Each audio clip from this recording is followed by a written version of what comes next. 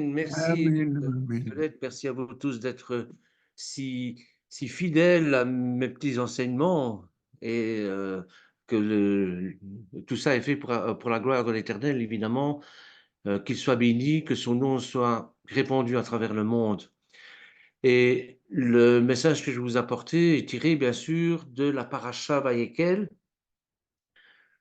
On va faire un petit résumé pour comprendre et après je ferai un petit PowerPoint pour vous expliquer un peu d'une manière messianique ce qu'est la paracha Vayekel.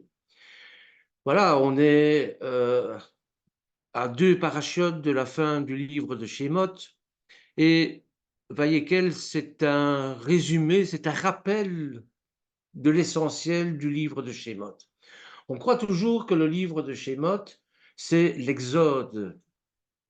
L'Exode qui est donc la sortie d'Égypte qui est la plus importante. C'est très important, bien sûr.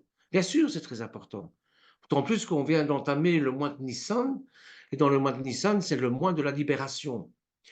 Donc oui, c'est excessivement important, mais il y a plus important, à mes yeux en tout cas. Le plus important, c'est bien sûr cette rencontre que nous avons avec l'Éternel.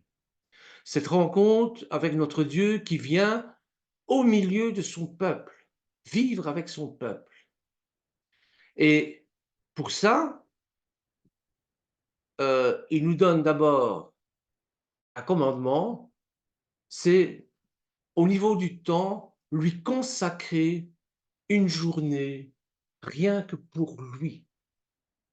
Vous allez me dire, oui, mais bon, le Seigneur, il est tout le temps avec nous, hein, du matin jusqu'au soir, du lever jusqu'au coucher, le Seigneur est là. Oui, mais nous vivons dans ce monde et nous sommes pris par toute une série de choses qui nous empêchent d'être à 100% avec lui.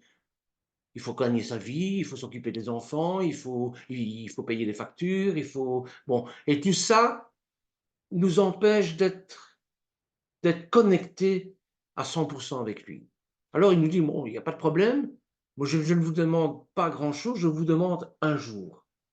Et dans la paracha Vayekel, il est bien sûr re- euh, répété l'importance du jour du Shabbat.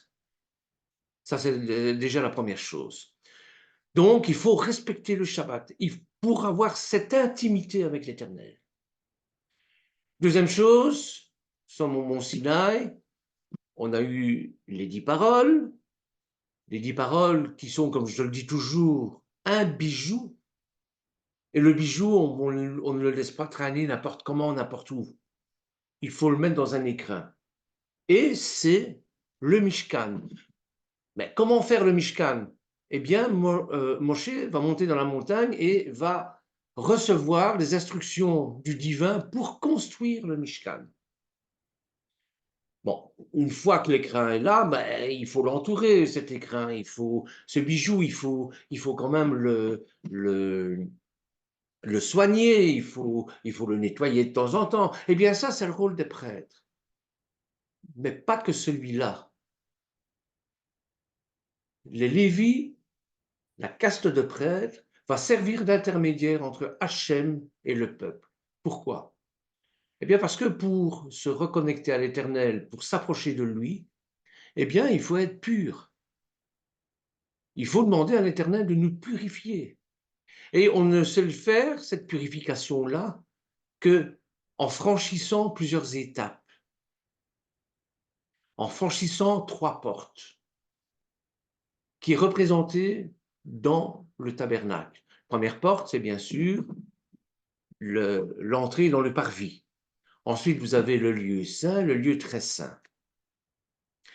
Et on ne peut pas entrer sans payer un droit d'entrée, si je peux dire. Et ça nous est rappelé aussi. Ensuite, on ne peut pas s'adresser à l'Éternel sans être pardonné. Et ça, c'est de nouveau autre chose. Le pardon ne peut exister que par le sang, le sacrifice. Donc, on va regarder tout ça d'une manière messianique, hein, puisque le Mishkan, c'est bien sûr une préfiguration de Yeshua, du Mashiach. Le Mishkan, c'est le Mashiach. Et par-delà le Mashiach, ben c'est nous aussi, puisque ce n'est plus nous qui vivons, mais le Mashiach qui vit en nous. Donc, je vais faire un petit PowerPoint pour vous expliquer ça. Et la relation qu'il y a entre le Mishkan et Yeshua. Alors, voilà.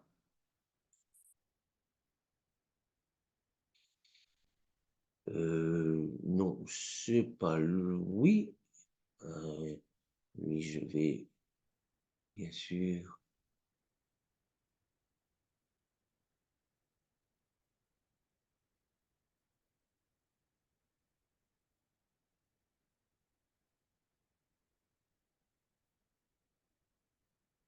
Allez. Ah, évidemment, c'est pas ça que je veux. C'est toujours comme ça que ça se passe. Il faut que je le ferme.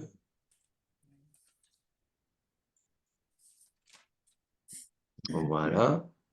Alors, je refais mon partage d'écran. Car évidemment, j'ai perdu la page. Excusez-moi, hein, mais bon. Non, c'est rien. Voilà, voilà.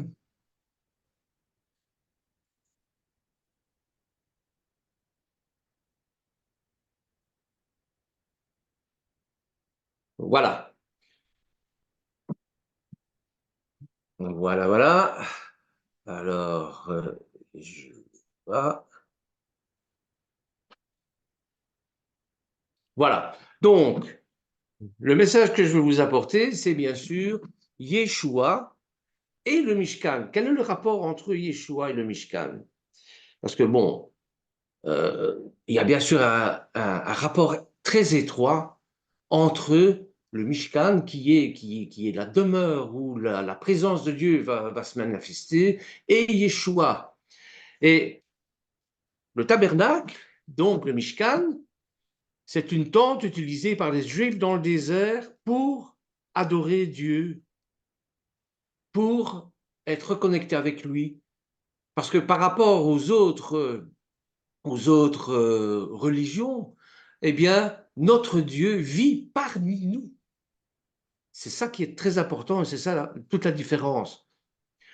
Donc, au cours de son parcours dans le désert, eh bien,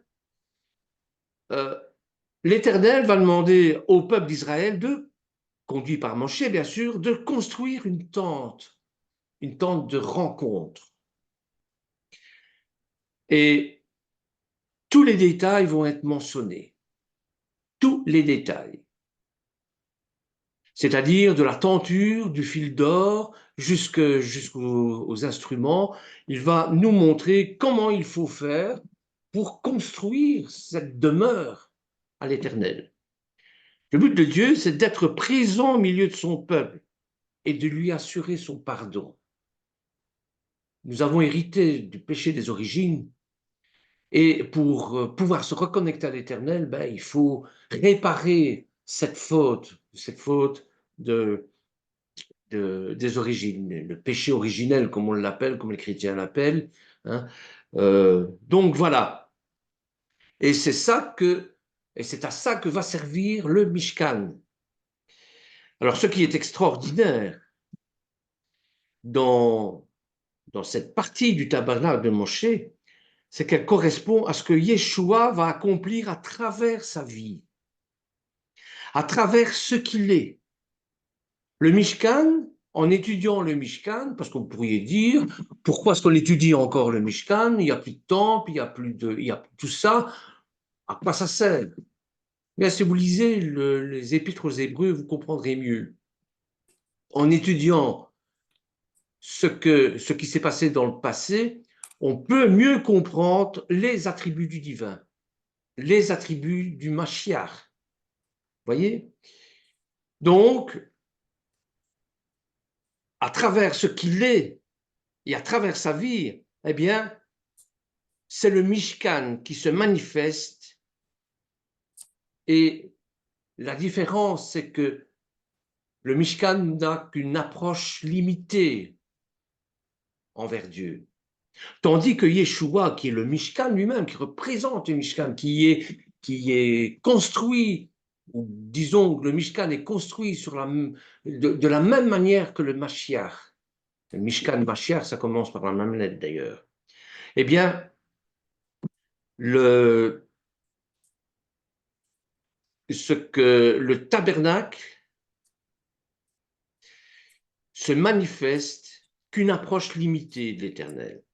Nous n'entrevoyons ce qu'était la vie avec Dieu, avec l'Éternel. Mais il annonce à l'avance l'œuvre parfaite du Mashiach et le salut en Yeshua Mashiach. C'est pour ça que nous l'étudions. En observant le plan du tabernacle, du Mishkan, eh bien, ces divisions peuvent aussi correspondre aux différentes parties de la vie que nous avons avec l'Éternel. Vous avez un côté extérieur, vous avez un côté intérieur, vous avez des autels, vous avez un lieu saint, et finalement, vous avez un lieu très saint. Oh, mais trop loin. Voilà. On va commencer par l'aspect extérieur du Mishkan. C'est la première étape de la vie que nous devons avoir avec l'Éternel. Vu de l'extérieur, eh bien, l'enceinte faite de tentures de lin, souvenez-vous de ce qu'on a dit sur le lin fin, le lin retors, comme on l'appelle, hein, qui ressemble à de la soie. Hein. D'ailleurs, si les robes de mariée sont en soie, eh bien, ça rappelle aussi le Mishkan. Si l'épouse de Yeshua doit être habillée de fin lin, qui se dit en hébreu shesh, souvenez-vous. Shesh, c'est aussi le 6. Et que s'est-il passé le 6e jour de la création? Eh bien, Adam est apparu, Adam a été créé. Donc, tout ça est lié. Hein. Tout ça est lié. Donc, les tentures de fin lin, faisaient 2,50 m de haut. Et on ne voyait que ça. Hein. On ne voyait que ça. Et comme on voyait que ça, ben, tous y croyaient, bien sûr. Mais ça ne suffit pas pour connaître les bienfaits qui en découlent. À l'intérieur, on voit que l'extérieur. Et il faut entrer à l'intérieur pour connaître les bienfaits, les bénédictions que l'Éternel fait dans notre cœur. Alors, bien sûr, on peut admirer le tissu de lin qui forme le parvis, sa qualité, ses couleurs, ses tentures qui sont extrêmement jolies. Hein. Vous avez le bleu qui représente le ciel, vous avez le rouge qui représente la royauté, vous avez le cramoisi qui représente le sang, parce qu'il n'y a pas de pardon sans effusion de sang, tout ça vous le savez, et vous avez le lin retors, le fin lin, qui revient constamment. Hein. On nous dit même que dans l'Apocalypse, que les 24 anciens étaient habillés de fin lin. On dit même que si votre tunique en fin lin est souillée, elle doit être trempée dans le sang de l'agneau pour être purifiée et redevenir éclatant. Voyez? Donc, vous avez tous ces symboles-là qui sont représentés dans les tentures. Donc, on ne voyait que ça de l'extérieur. Il est possible de rester à l'extérieur et de s'extasier, un peu comme les apôtres ont fait avec Yeshua. Hein? Ils étaient à Jérusalem et tout à coup, ils s'extasient devant le temple. Oh, quelle merveilleuse! Et c'est vrai, c'était une merveilleuse bâtisse. Que c'était beau! Et Yeshua leur dit, attention, il ne restera pas pierre sur pierre de ce que vous voyez. Donc, on peut rester à l'extérieur, un peu comme beaucoup de croyants, hein, on rencontre ça régulièrement, des gens qui croient en l'éternel, ils savent ils sont persuadés de l'existence de l'éternel, ce ne sont pas des athées. Mais ils ne vivent jamais avec leur foi ou en correspondance avec leur foi. Vous avez des gens, j'ai entendu ça souvent, je suis catholique non pratiquant. Eh bien, c'est ça, ce sont des gens qui connaissent l'éternel, mais qui restent à l'extérieur. Vous voyez? Le baptême, bien sûr, c'est quelque chose d'important. Le baptême nous fait voir ce qu'est le royaume de Dieu. Mais voir, c'est bien, mais il faut y rentrer dans le royaume de Dieu. Comme dans le tabernacle, comme dans le Mishkan, il faut y rentrer. Et pour ça, nous devons faire toute une série de choses pour pouvoir y rentrer. On peut rester de l'extérieur, hein? Pourquoi pas? Donc, on peut en rester à une connaissance très extérieure par rapport à l'éternel. Une foi d'apparence. Je suis croyant, mais non pratiquant. Je suis boulanger, mais je ne fais pas de pain. Vous voyez? C'est dans ce sens-là. Sans connaître le but profond que Dieu veut nous faire vivre. Sans connaître le but profond pourquoi Dieu nous a créés. Sans connaître le but profond de la place que nous avons au sein du royaume de Dieu. Donc on peut rester de l'extérieur. Pourquoi pas? Mais je vous dis, l'important, c'est bien de voir l'extérieur, mais c'est mieux quand même d'entrer dans ce Mishkan, d'entrer dans ce royaume. Vous ne trouvez pas? Oui. Alors, entrer dans le Mishkan, comment on fait pour entrer dans le Mishkan? Eh bien, entrer dans le Mishkan ou entrer dans le royaume de Dieu, c'est la deuxième étape de la vie avec l'Éternel. C'est-à-dire, on est de nouveau. Avec le baptême, on voit le royaume de Dieu. Mais ça ne suffit pas. Il faut entrer dans ce royaume. Et comme ici, avec le Mishkan, il faut entrer dans le Mishkan. Si l'Israélite entrait dans le tabernacle, ce n'est pas pour être curieux, hein, mais c'est pour se rapprocher de l'Éternel. C'est pour se reconnecter à l'Éternel. Et pour ça, il fallait passer la porte. Il fallait passer la porte que vous voyez ici, hein, une porte. Une porte qui est l'entrée du tabernacle, un passage. L'entrée est bien sûr gratuite. La sortie aussi, hein. Vous pouvez entrer, vous pouvez sortir. Quoique, il fallait soulever le rideau pour entrer et se baisser. Ça veut dire quoi?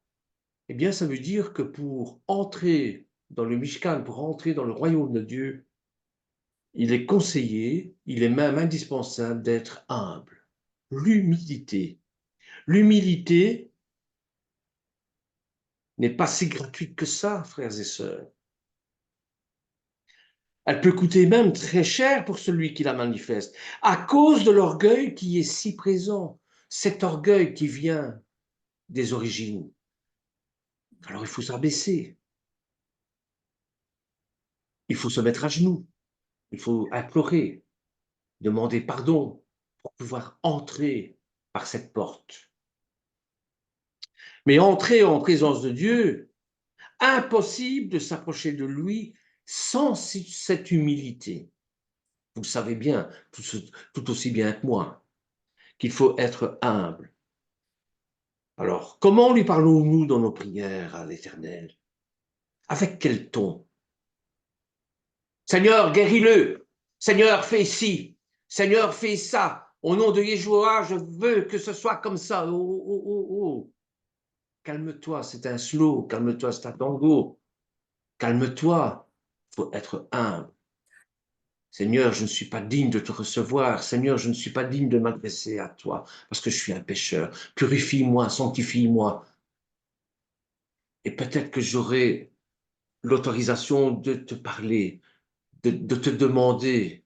Bien sûr, il faut demander les choses, mais ça dépend sur quel ton et ça dépend comment nous parlons à l'Éternel.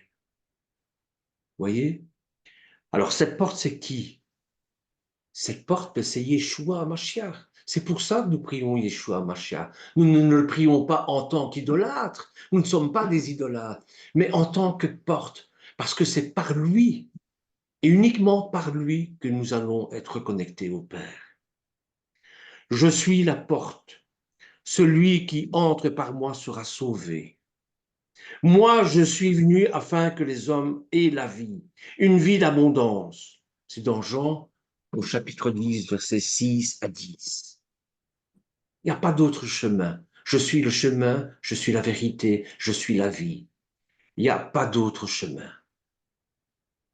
Si vous voulez vous reconnecter au Père, c'est par Yeshua. Alors, personne ne va au Père sans passer par moi, dit Yeshua, en Jean chapitre 14, verset 6. Donc, on peut choisir un autre moyen pour tenter de connaître Dieu. Hein.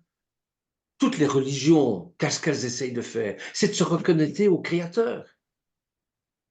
Ça ne fonctionne pas. C'est pas comme ça que ça fonctionne. Les hommes ont inventé une multitude de religions parce qu'ils veulent eux-mêmes se reconnecter à l'Éternel. Nous pouvons affirmer que Yeshua, nous connaissons cette vie d'abondance. Si nous continuons à marcher dans les pas de Yeshua, malgré les tribulations, malgré les difficultés, c'est parce que nous avons une vie d'abondance qui s'amplifie et se régénère. Un petit peu comme le psaume quand il dit « Ouvre les portes de ton écluse pour que nous recevions la pluie, l'eau, la grâce de Dieu. » Frères et sœurs, quel privilège. Nous sommes vraiment bénis. Donc, ça vaut la peine d'entrer. Arrêter nos efforts pour essayer de nous sauver par nous-mêmes. On ne peut pas se sauver nous-mêmes. On ne peut pas se reconnecter à Dieu par nous-mêmes. C'est impossible. La fracture est trop grande. Voyez? Pour venir dans la présence de Dieu, il n'y a qu'un seul moyen. C'est entrer dans le Mishkan. C'est par Yeshua à Mashiach, qui est le Mishkan lui-même. Et là, on peut venir dans la présence de Dieu. Pas autrement. C'est impossible. Passer par la porte. Passer par la porte, comme les Israélites, pour rentrer dans le tabernacle, pour rentrer dans le Mishkan. Eh bien, c'est connaître le salut. C'est accéder au salut. C'est demander la vie éternelle. Il y a un avant et un après. On n'est plus le même lorsqu'on est entré et qu'on ressort. On ne peut plus être le même. Et passer par la porte, c'est connaître un changement qui introduit dans la présence de Dieu. Nous sommes le Mishkan. Et dans notre cœur, eh bien, nous avons ce feu qui brûle, qui est à l'éternel. Vous voyez? C'est ça. C'est plus nous qui vivons, c'est Yeshua qui vit en nous. C'est l'éternel qui vit en nous. Yeshua est en Dieu. C'est lui qui vit en nous. Ça va? Oui, amen. Alors, bien sûr, donc vous avez le parvis, on entre dans le parvis, et puis on continue, mais en continuant, bien sûr, dans le parvis, on doit faire quelque chose. C'est la troisième étape de la vie avec l'Éternel, qui est décrite en Exode 27. Tout de suite devant celui qui est passé par la porte, se trouve l'autel où l'Israélite sacrifiait des animaux. Vous allez me dire, qu'est-ce que ça a à voir? Eh bien, les sacrifices, c'est bien sûr très dur. Très dur de commencer par un sacrifice. Et parler de sacrifice semble plus rébarbatif qu'épanouissant. Mais en fait, le sang répandu parle du pardon et du salut. Vous voyez? Donc, on entre par le parvis. Ensuite, il y a l'autel des sacrifices. C'est-à-dire qu'on ne peut pas se reconnecter à l'Éternel sans demander pardon. Et il n'y a pas de pardon sans effusion de sang. En entrant en présence du Dieu très saint, impossible de vivre devant lui sans reconnaître notre état de péché, de pécheur. Seigneur, je ne suis pas digne parce que j'ai péché, en pensée, en parole, par action, par une multitude de moyens, j'ai péché. C'est-à-dire, je n'ai pas respecté ta loi que tu as mise dans mon cœur. Je n'ai pas aimé mon prochain comme je me suis aimé moi-même. Je n'ai pas fait tout ça. Donne-moi, Seigneur. Au lieu d'être séparé de Dieu par le péché, d'être mort par rapport à la vie avec lui, parce que nous avons un Dieu de vie, nous n'avons pas un Dieu de mort. Hein. Eh bien, Dieu a donné la possibilité d'être accepté par lui quand un animal mourait à la place du pécheur. Et ça, c'est Abraham, le sacrifice d'Isaac, qui nous l'apprend. Abraham était sur le point de sacrifier ce qu'il avait de plus cher, son fils, le fils de la promesse, le fils qu'ils ont tellement entendu durant des années. Et puis le voilà, et voilà que le Seigneur nous demande de le sacrifier. La mort dans l'âme, il va tout préparer pour sacrifier son fils. Au dernier moment, l'ange éternel va mettre sa main, va retenir la main avec le couteau d'Abraham et va lui dire non, ne fais pas ça. On va substituer ce sacrifice sur la tête d'un animal. Et c'est ce qu'on fait. C'est-à-dire, il voit un agneau, un mouton, un bélier pris dans les ronces et il va transposer le sacrifice humain par un sacrifice animal. Vous voyez? Et bien sûr, le sang d'un animal ne peut pas ôter réellement le péché. Il ne peut que le couvrir.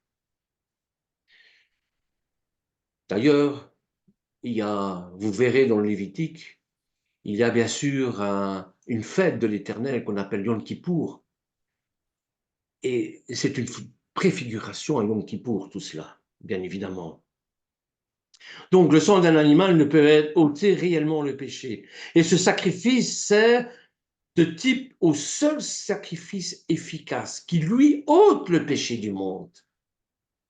Et c'est Yeshua HaMashiach. Et c'est le Baptiste qui dira ça, c'est Jean le Baptiste qui le dira.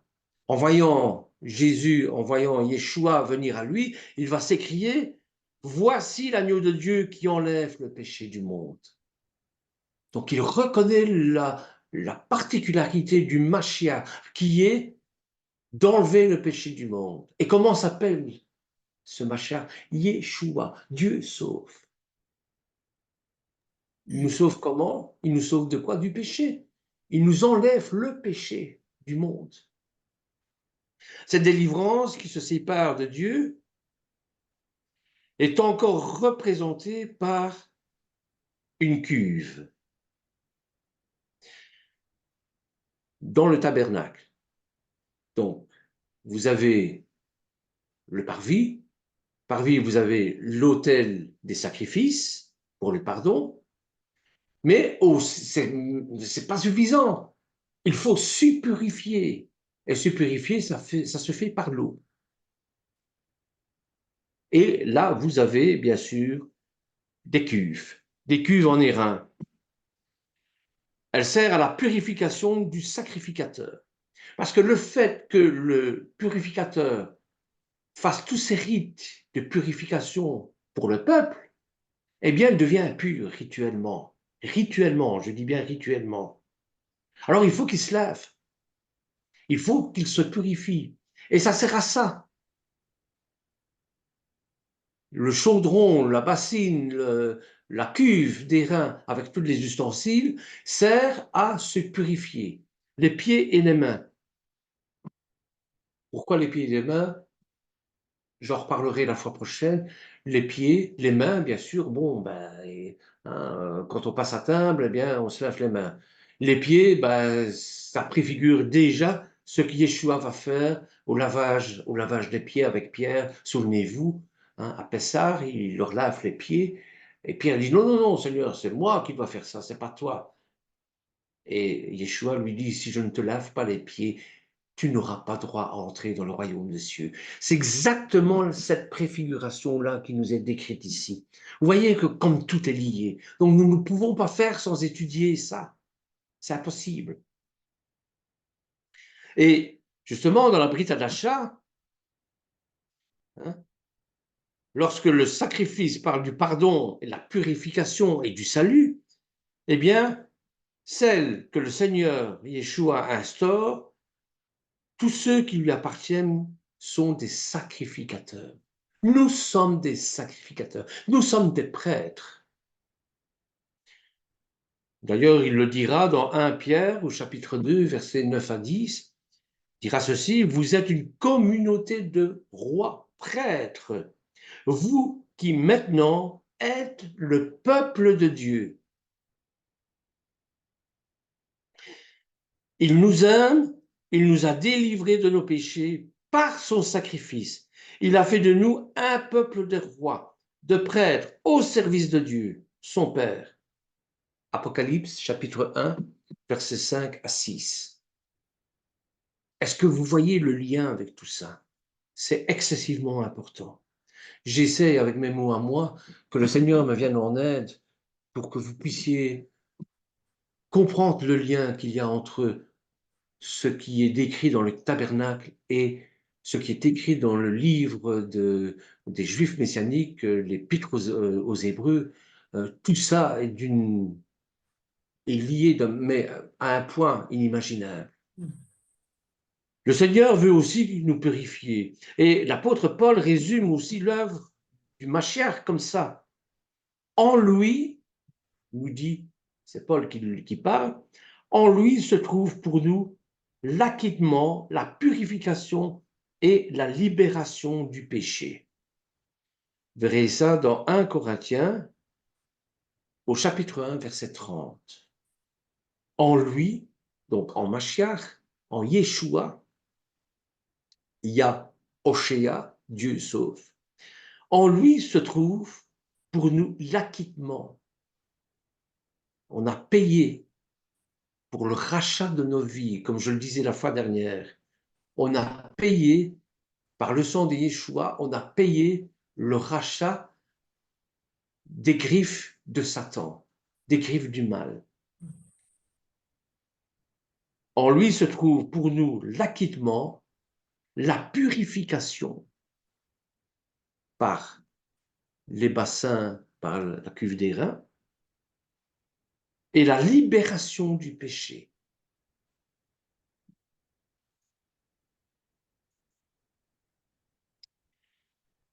Alors cette cuve des reins, hein, pardon pour les images qui sont un peu floues, mais bon, la cuve des reins qui se situe après, bien sûr, le sacrifice animalier, qui se situe après l'autel des holocaustes, l'autel des sacrifices. La cuve était faite avec le miroir des femmes. C'est important de savoir ça, de souligner l'importance de la femme dans tout cela. Il y a là un rapprochement à faire avec ce que Jacques écrit quand il compare la parole de Dieu avec un miroir. Et plus d'une fois, nous avons cette image-là. C'est-à-dire, ce qui se passe sur terre, ça se passe dans les cieux aussi, par effet miroir, c'est-à-dire inversement. Par exemple, Noach, qui veut dire le repos sur terre, eh bien, dans les cieux, par effet miroir, ça se dit reine. Noach, reine. Et reine, c'est la grâce. Eh bien, il y a un certain repos dans la grâce. Voilà pourquoi Noach, il dit que l'Éternel marchait devant lui. Voilà pourquoi il était, je vais dire, un des préférés de l'Éternel. C'est parce que il avait obtenu la grâce de Dieu. Il marchait avec l'Éternel. Donc, La cuve est faite avec des miroirs de femmes. Et Jacques écrit que quand il compare la parole de Dieu avec un miroir, regardez ce qu'il écrit. C'est dans Jacques au chapitre 1, verset 23.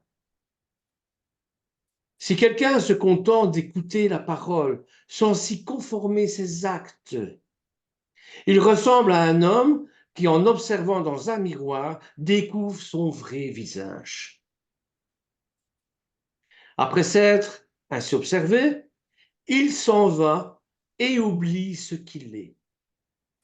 C'est une merveilleuse métaphore.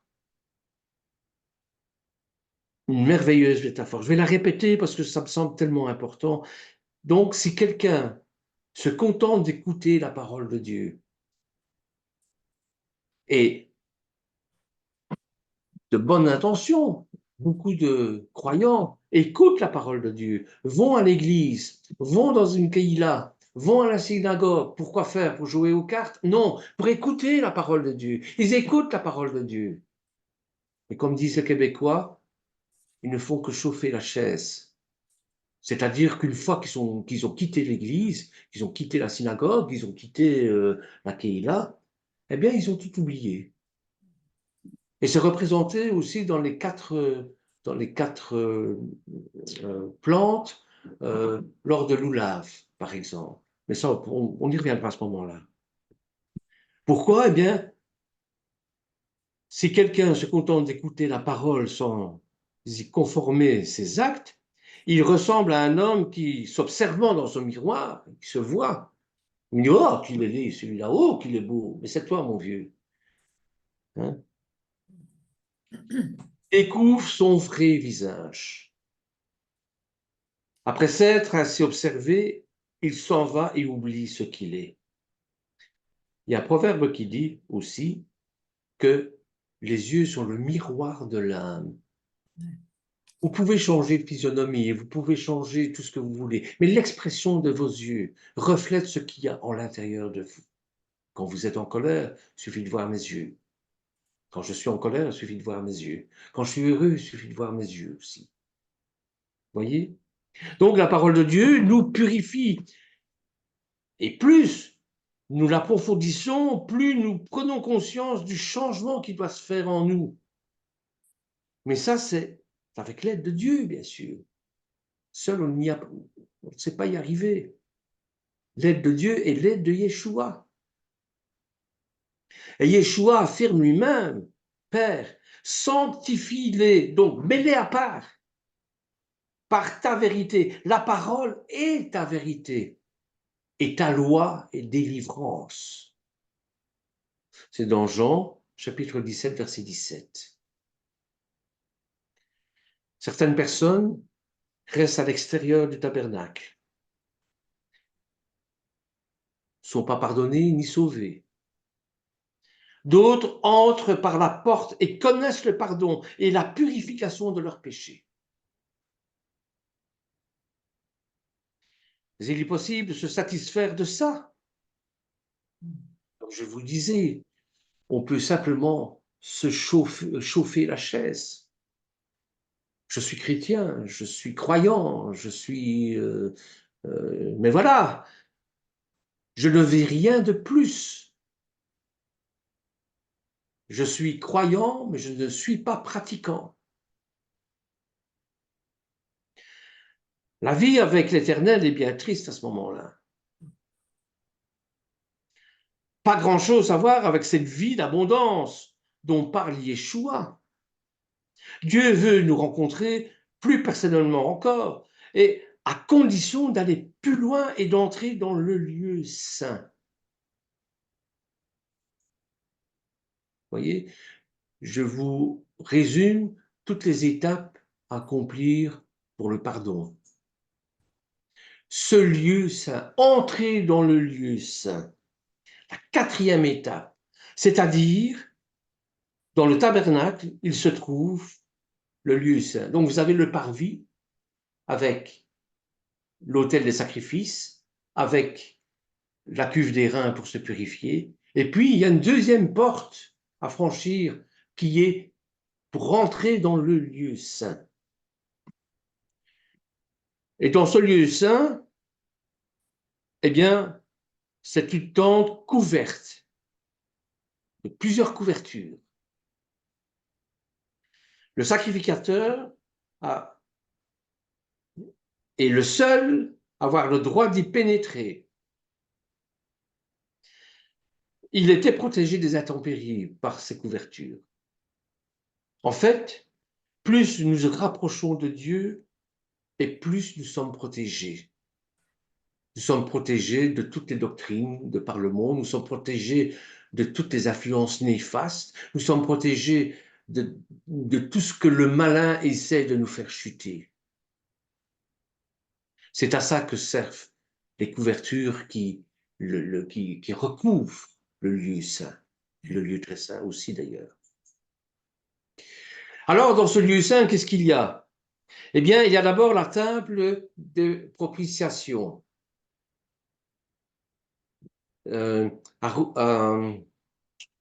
Aruchen Panim, en hébreu, la table des visages. C'est étonnant, mais c'est comme ça qu'il est dit en hébreu. Donc, les 12 pains qui représentent les 12 tribus d'Israël. Il rappelle ainsi. Non, j'ai perdu évidemment mon commentaire. Il rappelle ainsi les 12 tribus d'Israël. Vous voyez?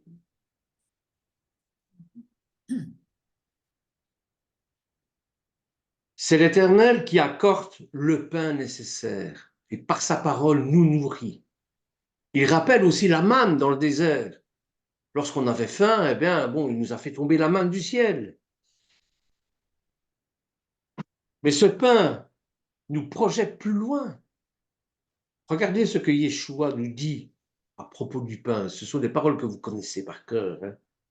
Je suis le pain qui donne la vie. Celui qui vient à moi n'aura plus jamais faim. Eh bien, les 12 pains, les 12 panim, la table avec des pains, c'est ça que ça représente. C'est le symbole. Ce serait formidable si nous aspirions que nous nourrir, que simplement de nous nourrir du Seigneur, recevoir sa nourriture spirituelle, autant que nous aspirons à manger la nourriture physique terrestre. Et parfois, dans certaines circonstances, il est bon d'arrêter de manger la nourriture terrestre et de nourrir son esprit de nourriture spirituelle. Ça s'appelle le jeûne. Mais bon, on reviendra dans une autre dans un autre enseignement certain. Hein, c'est-à-dire, plus on se nourrit spirituellement et plus on est en contact avec l'Éternel. C'est à ça que ça sert. Donc, les 12 pains représentent les 12 tribus d'Israël. Ils rappellent que c'est l'Éternel qui accorde le pain nécessaire à notre faim spirituelle. Mais ce pain nous projette plus loin grâce à Yeshua. Parce que ce pain, c'est bien sûr le pain de la Pâque, c'est bien sûr la matzah que l'on mange à Pâques et qui représente le corps de Yeshua. Il le dira lui-même. Prenez et mangez, ceci est mon corps. Faites ceci en mémoire de moi. Voyez la profondeur des choses.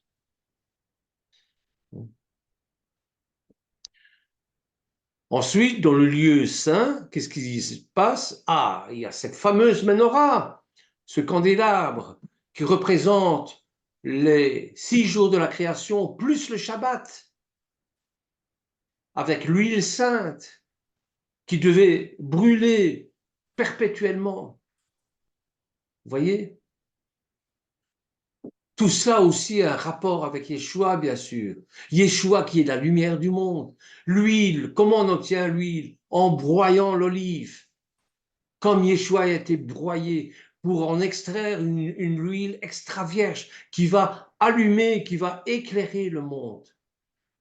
Avec la menorah, vous avez 3 choses très importantes. Vous avez le support qui est le candélabre, qui est fait d'or pur, en une seule pièce.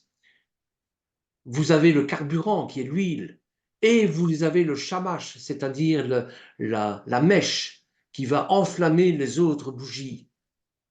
Vous avez les trois. Pour avoir la lumière de Dieu, vous devez avoir les trois. Le support, le carburant et le feu. Ce feu, ce zèle qui est en vous et qui est le feu aussi.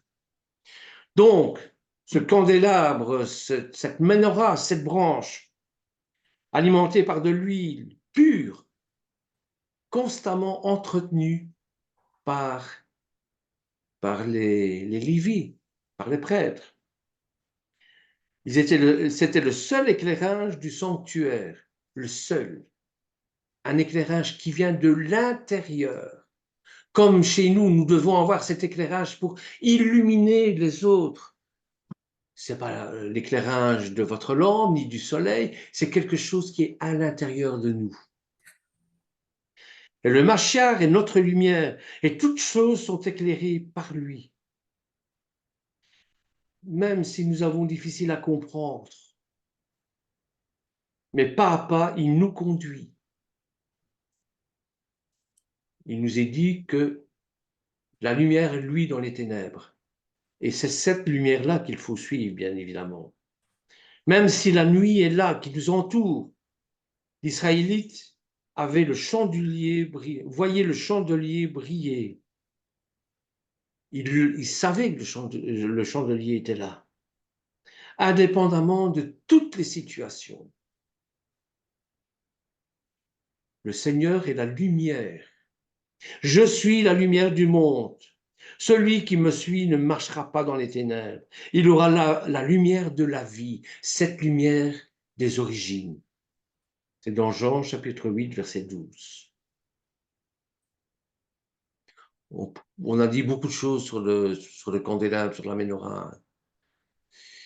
Ensuite, dans le lieu saint, vous avez l'autel des parfums. Matin et soir, le sacrificateur brûlait de l'encens.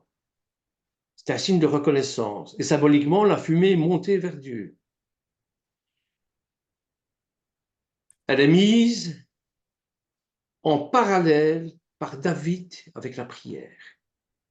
C'est David qui nous donne, je vais dire, l'éclairage sur le symbolisme de cette lumière, de cette montée d'odeur. D'ailleurs, quand on vous dit que vous êtes en odeur de sainteté ou vous n'êtes pas en odeur de sainteté, eh bien, ça veut dire que vous n'êtes pas agréé par la personne qui vous regarde.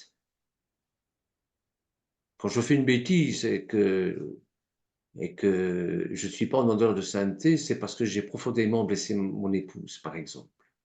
Voyez? Eh bien, c'est dans la prière de David, écoutez ce qu'il nous dit. L'Éternel considère ma prière comme de l'encens placé devant toi, et mes mains tendues vers toi comme l'offrande du soir. C'est dans le psaume, au chapitre, le psaume 141, verset 2. Éternel, considère ma prière comme de l'encens placé devant toi, et mes mains tendues vers toi comme l'offrande du soir. La prière, c'est ça. C'est quelque chose qui monte vers l'Éternel. C'est de l'encens. Il vaut mieux être en odeur de sainteté pour pouvoir être agréé par l'Éternel, que notre prière soit agréée par l'Éternel. Et dans l'Apocalypse, on en parle aussi. On parle des coupes d'or remplies de parfums, qui sont les prières de ceux qui appartiennent à l'Éternel. Apocalypse chapitre 5, verset 8. Mais n'oublions pas, pour notre prière, que le symbole de l'encens est la reconnaissance. Ce sanctuaire est fermé par les prières, mais par des tentures, par un recouvrement. Mais les prières passent au-delà de ces barrières matérielles. Dieu au ciel reçoit les prières qui lui sont adressées, au-delà de nos perceptions. Comprenez?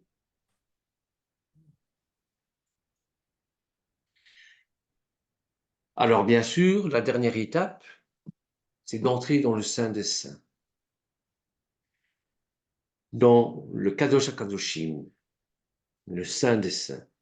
Dernière étape avec la vie que nous devons avoir avec l'Éternel. Seul le souverain sacrificateur pouvait entrer dans le lieu très saint, qui est le cœur du tabernacle. Et il pouvait entrer qu'une seule fois par an, à Kippour. Pour les autres Israélites, ce lieu, ce qui s'y passait, c'était mystérieux. D'ailleurs, dans les Écritures, lorsqu'il entrait dans le lieu des saints, à certains moments, il est pris par la nuée et on ne le voit plus, on ne sait plus. Il y a quelque chose de mystérieux qui se passe. Il est complètement fusionné avec l'Éternel. C'est mon interprétation, bien sûr, ça vaut ce que ça vaut, mais c'est comme ça que je le dis, que je le pense, que je le sois, que je le reçois. Et Dieu a dit à Moïse, à Moshe à ce moment-là, c'est de là que je communiquerai tous mes ordres pour les Israélites. Lorsque Aaron entrait dans le Saint des Saints pour l'expiation des péchés du peuple et même les siens, eh bien, il y avait une fusion qui se faisait avec l'Éternel. Et c'est dans le lieu très saint que Dieu rencontrait son peuple, à travers le sacrificateur, à travers Moshe et à travers Aaron, surtout à travers Aaron, qui représente la prêtrise, le souverain sacrificateur. Il devait passer par le dernier voile, et il rentrait alors dans cet endroit sans lumière. Il n'y a rien dans le Saint des Saints, il y a un coffre, c'est tout. Il y a un coffre avec une jarre et la manne qui s'y trouvait dedans, avec le bâton d'Aaron et avec les tables de la loi. C'est tout. C'est tout. Voyez? C'est le coffre qui est le symbole de l'alliance. Et entre les deux chérubins, la Shekinah, par une nuée existait, était là. C'était un petit coffre, hein? 175 cm de long, 75 cm de large et 75 cm de haut.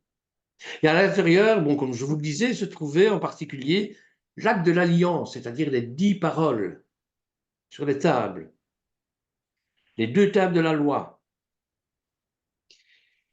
Ça correspond bien sûr à la volonté de Dieu pour son peuple, de se marier avec son peuple par un acte de mariage. Sa présence est donc indissociable de sa parole. On ne peut pas penser que l'Éternel nous conduit si nous n'écoutons pas sa parole. C'est impossible. Comment voulez-vous évoluer spirituellement dans le monde si vous n'écoutez pas la parole de Dieu? C'est sur ce coffre de l'alliance que Dieu se manifestait. Il symbolise sa présence, la Shekinah. Souvenez-vous, Shekinah, Shakan qui veut dire l'habitation, le logement de Dieu, habiter. C'est le rôle du Mishkan, hein? C'est que la présence de Dieu soit parmi nous, habite parmi nous réellement. Donc, le voile, ce voile-là qui séparait le lieu saint du lieu très saint, il était infranchissable. Impossible pour les Israélites de franchir cet obstacle. Impossible. Et c'est là que ce détail, lors de la crucifixion d'Yeshua, révèle le plan de Dieu pour vivre dans sa présence. Le voile du temple qui s'est déchiré du haut en bas. Matthieu chapitre 27, verset 51. Souvenez-vous, lorsqu'il expire, le voile se déchire. C'est pas un voile, c'est une tenture. Elle se déchire de haut en bas. laissant le passage aux Israélites et à nous-mêmes, par Yeshua, par la mort de Yeshua, par le sacrifice qu'il fait sur la croix, pour accéder au Gan Eden. Souvenez-vous qu'on a été chassé du Gan Eden à cause du péché des origines. Et que deux chérubim sont là avec des épées flamboyantes, nous empêchant d'entrer. Eh bien, par le sacrifice de Yeshua sur la croix, maintenant la voie est libérée. On peut y aller, on peut y entrer. Par Yeshua. Donc, l'Éternel intervient pour montrer qu'il est possible dorénavant d'entrer dans le lieu très saint, dans sa présence, avec Yeshua. Et le livre des Hébreux, le livre des Juifs messianiques, l'Épître aux Hébreux, chapitre 10, versets 19 à 22, nous dit ceci. Ainsi donc, mes frères, nous avons une pleine liberté pour entrer dans le lieu très saint. Grâce au sang du sacrifice de Yeshua, il nous a ouvert le chemin, un chemin nouveau et vivant à travers le rideau, c'est-à-dire à travers son propre corps. Approchons-nous donc de Dieu avec un cœur droit, avec la pleine assurance que donne la foi, le cœur purifié de toute mauvaise conscience. C'est dans Hébreux chapitre 10, versets 19 à 22. Grâce à l'œuvre du Mashiach, au sacrifice du Mashiach, il n'y a plus de barrière pour vivre dans la présence de l'Éternel. Si il y a encore une barrière, notre orgueil, notre suffisance, notre emploi du temps trop chargé, on n'a plus le temps pour prier, on court comme des dératés. Hein. Faut faire ci, il faut faire là. Parfois, quand ma femme me dresse la liste de ce qu'il faut faire de la journée, j'ai envie d'aller me coucher. Mais prenons du temps de vivre en la présence de Dieu. La mort nous attendra bien. On court après quoi? On court après notre mort. Notre mort physique, notre mort spirituelle. Or que le Seigneur est venu sur terre, est venu nous apporter la vie éternelle, la présence de Dieu. Entrons dans le Saint des Saints. On peut trouver bien d'autres symboles entre le tabernacle et le Mashiach, bien sûr. Mais on va s'arrêter ici, hein, en introduisant le repas de la scène sous le coffre de l'Alliance. Et, frères et sœurs, il est temps de s'examiner. Où en sommes-nous? Où sommes-nous? Dans quelle partie du temple sommes-nous prêts à franchir? À l'extérieur du tabernacle? En spectateur? Même croyant, hein? Il y a des gens qui croient réellement en l'existence de Dieu, en Dieu, mais ils ne sont pas pratiquants. En dehors de la présence de Dieu? Est-ce qu'on est à l'extérieur du tabernacle? L'Éternel nous invite à venir à lui, dans une attitude de repentance et de confiance. Est-ce qu'on est dans le parvis? Je sais que je suis sauvé parce que pardonné pour ce qui me sépare de Dieu. Ce qui me sépare de Dieu, c'est mes transgressions de la loi. Est-ce que ça me suffit? Je peux me contenter de ça, hein? Et pourtant, le Seigneur voudrait me faire connaître beaucoup plus en entrant dans le lieu saint. Il veut me nourrir de sa vie. Lui, le pain de la vie. Il veut éclairer ma vie, mes projets. Il désire recevoir mes prières comme un parfum qui est le plus agréable, être en odeur de sainteté. Je vis alors dans sa présence, dans l'union avec lui. Et enfin, il veut me faire connaître une communion étroite avec lui, en m'appuyant sur sa parole. Et là, il veut que je le découvre intimement, me transformer comme Moshe, qui en ressortant du lieu très saint, ou Aaron, ressortant du lieu très saint, avait son visage qui rayonnait. Voici un petit dessin qui rappelle un petit peu les 3 étapes à franchir. Le parvis, hein, avec en 6 l'autel de sacrifice, avec en 5 la cuve d'airain pour se laver, hein, parce que si les prêtres sacrifiaient des animaux pour l'expiation des fautes, du pardon des péchés, eh bien, ils devenaient rituellement impurs. Donc, il fallait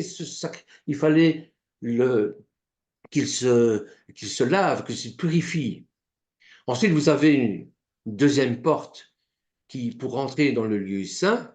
Et dans le lieu saint, eh bien, vous avez le candélabre d'un côté qui illumine la table des 12 pains, qui représentent les douze en 3, hein, que vous voyez ici, les 12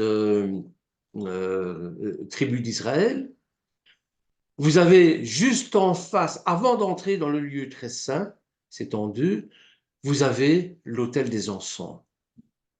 Puis vous avez cette tenture épaisse, hein, où seul le souverain sacrificateur, le Kohen Gadol, pouvait entrer une fois l'an à Kippour. Vous avez le coffre, l'Aron HaKodesh, hein, avec 2 chérubins, et au centre, la Shekinah.